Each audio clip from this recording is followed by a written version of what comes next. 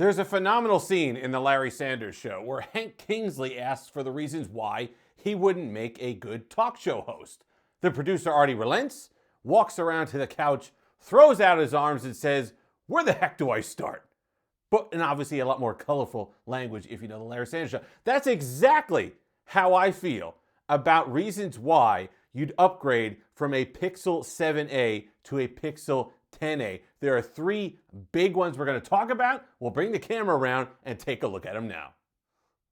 And we're back taking a look at the Pixel 7a versus the Pixel 10a. And boy, if you watched my videos at the time on the Pixel 7a, you know what my frustrations are. You know the difficulties I had with this particular device. But I'm trying to put those to the side because there are some reasons why you'd keep with this device. There are some reasons why you'd still want to hang on to your Pixel 7a. We'll talk about those. We'll be fair to the phone. But for me, would I recommend you upgrade to a Pixel 10a from an 8a? No, absolutely not. Would I recommend that you upgrade to a Pixel 10a from a 6a? Certainly not.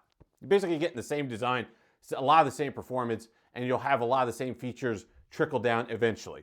However, if you're coming from a Pixel 6a, and namely from a Pixel 7a, I think the enhancements that Google's made over the last few years to the A series will really become obvious enough, or overwhelmingly obvious, that it makes it worth it to go ahead and upgrade despite having another 2 years of software support still on the 7a. So let's talk about some of those main ones and some of the things that Google has done over the years to these two devices, to the Galaxy, sorry, the Pixel 10a.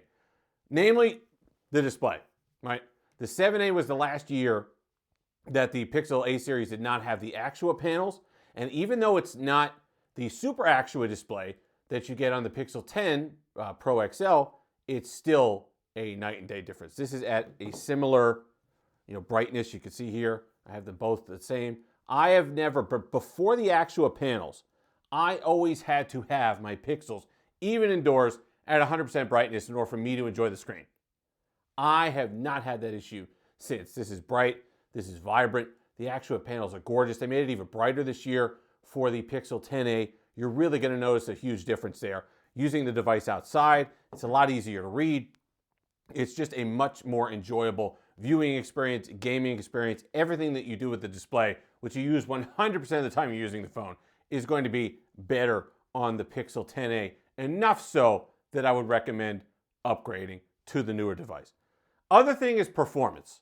And I'm not just talking about, because the 7a, in all honesty, is still pretty smooth. I really like the Pixel Fold a lot still. I think it's one of the best deals in foldables. That's running on a Tensor G2. So is the 7a.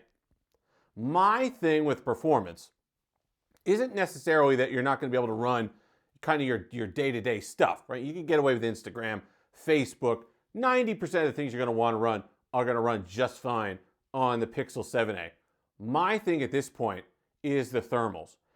They worked on it a little bit. They got it slightly better. I do think Material 3 Expressive and Android 16 is the smoothest software and experience I've had on the 7a. Again, not saying that much. Still a chipset that does have those thermal problems, does get warm. But for me, the one thing that I notice the most, and what you'll enjoy coming from a 7a, is battery life. It is a night and day difference between these two devices. If you're using a 7a, you're struggling to get that 5 hours of screen on time. If you can make it through an entire day of heavy use, even mixed use, you kind of count yourself as lucky, because that Tensor G2 just wasn't efficient enough. Even though you're only getting a Tensor G4, which I should say only, in the Pixel 10a, boy, Google did a lot of work. It was started with the Tensor G3. I had incredible luck with that.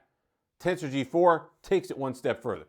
Starting with the A8, or the 8a, I should say, the Pixel A series have had phenomenal battery life. And I get easily 2 days of mixed use on this battery without needing to recharge.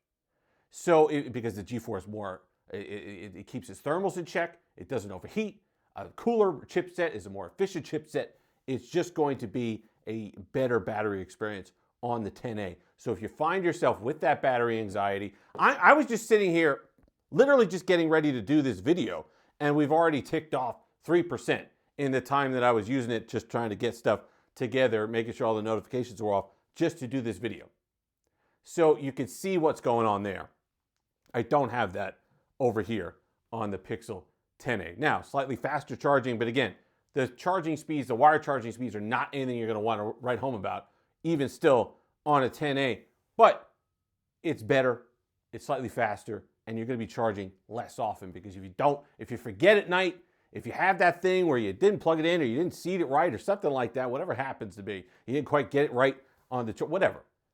That doesn't have to be a world ender for you when you wake up. You can probably get through the entire next day without much of an issue there. Gaming is going to be slightly better here. You are going to notice that slightly better performance. So those are reasons why you'd pick one of these up. Also, this is not for everybody. I am somebody who had connectivity issues with the modem on the 7A. Again, it's binary. Either you did or you didn't. And if you didn't, you're looking at me like, well, I didn't really have that big of a problem. But it makes a difference for a lot of people, because even though Google stuck with the Tensor G4 for the Pixel 10a, it does feature the newer Exynos 5400 modem.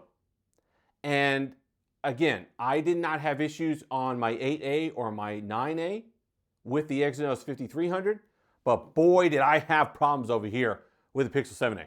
That was another area where the phone got hot. It got warmed up a little bit. The modem just was not efficient. Also power draining there as well. Just a disaster. Would not switch between 5G and 4G LTE cleanly. It would just literally just disconnect and stare at me, wondering what was going on. All kinds of problems I have with this, and I know other people have them as well. So if you'd suffered with that, if you somehow stuck it out with your 7A this long, the Exynos 5400 modem in the Tensor G4, and you get some nice bonus stuff, right? You get the satellite SOS and some of the things there. But I think really you're going to notice that the most. Those three things you're going to notice the most. You're going to notice a better processor, better chipset, more efficient, better battery life, significantly better display, and better connectivity overall, which are important things, right? We're not talking about minor things. I could talk about the cameras in these two. And yes, you get the newer 48 megapixel sensor in the 10A, as opposed to the 64 megapixel that they used for a few years in the A series. You're going to get better performance. It is a slightly nicer image. However, this is no slouch. Night sight is still really good on the 7A. You're still getting 2 years of support on the 7A. Material, it just got the March feature drop, and it's really nice. I think Google's done a phenomenal job optimizing newer software and features for older hardware. And the 7A is certainly an example of that. If I didn't have my other misgivings with the 7A, I'd say absolutely, you know what, stick with this for another year or two. You got 2 years of support, take advantage of it. I think those other things are big enough reasons why, if you've been kind of slugging it out with the 7A and you're experiencing the poor battery life and some of those other things, that you'd go ahead and give the 10A a try, because it has solved many of those issues that plagued, at least for me, the 7A from launch. Do I really care that you're not going to get auto best take over here or camera coach most likely? Is it the end of the world you're not going to get the latest and greatest Gemini features? Is it the end of the world that your camera visor is not completely flat like it is on the 10A? No. But you do get all that new support over here. Restart the clock on support. You get 7 years of software support. You kind of get all those upgrades. You get the fancier, or you get the newer design, I should say, because I still kind of like the boxier, rounded design, quirky pixel design. But I do think at the end of the day, when all is said and done, there's enough in the 10A column that if you've hung on to this device for 3 years, you're saying, you know what, I've done my bit. It served its purpose. I'm going to go ahead and enjoy all the creature comforts that I can now have on the Pixel 10a, because they are significant. And when every time that I write an article or I do a video and somebody screams about Tensor back and forth and says, how could you possibly, blah, blah, blah, all this, 9 times out of 10, they were somebody that was coming from a first generation Tensor or a Tensor G2.